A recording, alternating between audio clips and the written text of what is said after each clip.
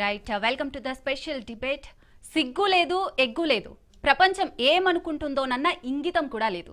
లేచింది మొదలు నిద్రపోయే వరకు ఇండియా అలా అయిపోవాలి, ఇలా అయిపోవాలి, ఇదే పాకిస్తాన్ పాలకులకు ఆర్మీకి పనిగా మారిందని తాజాగా మరోసారి రుజువైంది. ఇండియాను ఏం చేయలేదు కానీ తాము మనుగడ సాగించాలంటే ఇండియాను దెబ్బ కొడుతున్నామని బిల్డప్ ఇచ్చుకోవాలి. ఇది ఇప్పుడు పాక్ సైన్యానికి గాని అక్కడి పాలకులకు గాని ప్రధాన కర్తవ్యం. 25 ఏళ్ల క్రితం కూడా ఇదే పరిస్థితిలో పాకిస్తాన్ ఉందంటే మీరు నమ్మాల్సిందే. You are right. పాకిస్తాన్కి వ్యతిరేకంగా సిఐఏ ఉగ్రవాద నిరోధక కార్యకలాపాలకు నేతృత్వం వహించిన అమెరికా మాజీ అధికారి జాన్ కిరియాకోవ్ సంచలన వ్యాఖ్యలు నాటి ఎన్నో విషయాలను కళ్లకు కడుతున్నాయి. భారతదేశంతో పోరాడటం పాకిస్తాన్కు ఉపయోగం లేదని కుండబద్దలు కొట్టేశాడు. ఇండియాతో యుద్ధంలో పాకిస్తాన్ ఓడిపోతుందన్నాడు.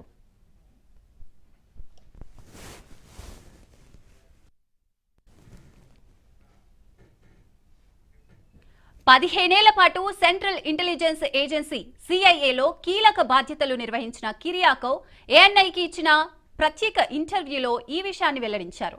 అమెరికా, పాకిస్తాన్, భారతదేశాల మధ్య సున్నిత సంబంధాలపై ఆయన సంచలన వివరాలు వెల్లడించారు. 2001లో భారత పార్లమెంటుపై ఉగ్రదాడి జరిగినప్పుడు సిఐఏ ప్రధానంగా పాకిస్తాన్ మీద ఫోకస్ పెంచిందన్నాడు. ఆ దశలో 2 అణ్వాయుధ దేశాలు యుద్ధానికి దిగుతాయని అమెరికాకు భయం ఉండేదన్నాడు. ఇండియా విషయంలో పాకిస్తాన్ ఇప్పటికైనా ఒక స్పష్టతకు రావాల్సిన అవసరం ఉందన్నాడు. భారతదేశంతో యుద్ధం వల్ల ఆ దేశానికి ఎలాంటి లాభం ఉండదన్నాడు. అణ్వాయుధాల గురించి తాను మాట్లాడడం లేదని, సాంప్రదాయ యుద్ధం గురించి మాత్రమే మాట్లాడుతున్నానని ఆయన స్పష్టం చేశాడు. పాకిస్తాన్ నిరంతరం భారతదేశాన్ని రెచ్చగొట్టడం వల్ల ఆ దేశానికి నష్టం తప్ప ఒరిగేదేం లేదన్నాడు కిరియాకోవ్.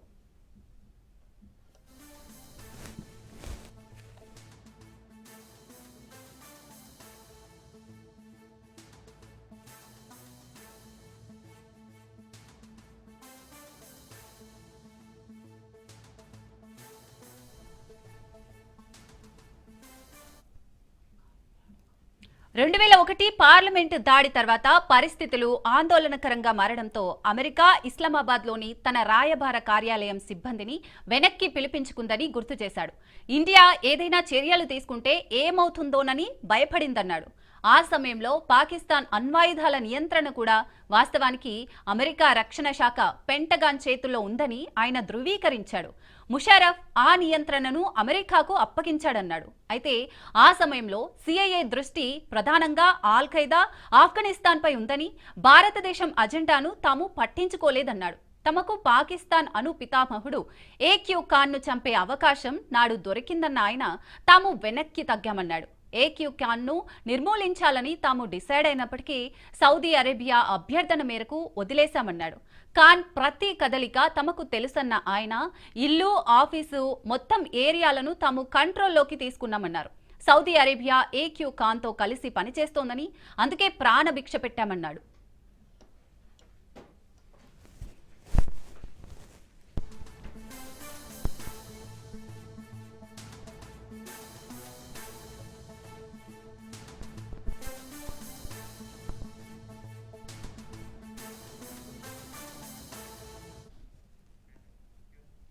రెండు 2007లో సిఐఏ హింసాత్మక విచారణ కార్యకలాపాలను బయటకు చెప్పి విజిల్ బ్లోయర్గా కిరియాకోవ్ ప్రపంచ దృష్టిని ఆకర్షించాడు. ఆ చర్యకు ప్రతీకారంగా ఆయన 23 నెలలు జైల్లో గడిపాడు.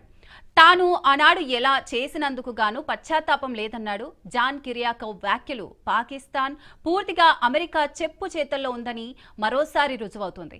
అమెరికా పాకిస్తాన్ సంబంధాల లోతైన రాజకీయం వల్ల అమెరికా మొదటి నుంచి ఇండియా డిమాండ్స్ ను పెద్దగా పట్టించుకోలేదన్న అభిప్రాయం తాజాగా మరోసారి స్పష్టమవుతోంది. భారతదేశాన్ని సవాల్ చేయడం అంటే పాకిస్తాన్ తన నాశనాన్ని తానే కోరుకోవడం అన్నది కిరియాకోవ్ ఒక్క ముక్కలో తేల్చి చెప్పాడు.